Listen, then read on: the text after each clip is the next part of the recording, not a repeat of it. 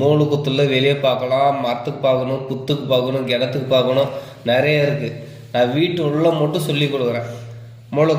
பூஜை ரூமுக்கு வந்து இந்த மெயின் வாஸ்கால் வந்து 3 அடின்னு வச்சுக்கோங்க.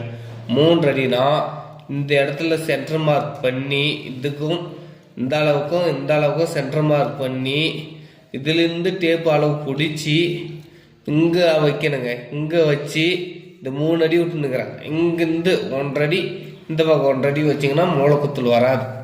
மெயினாக இந்த பூஜை ரூமுக்கும் மெயின் வாஸ்காலுக்கும் மூளைக்குத்தல் அடிக்கவே கூடாது. அதனால் வராமல் இந்த படம் போட்டுக்கிறேன். கரெக்டாக பார்த்துக்கோங்க.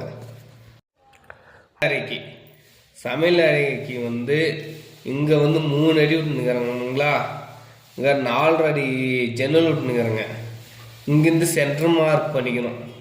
சென்டர் மார்க் பண்ணிக்கின்னு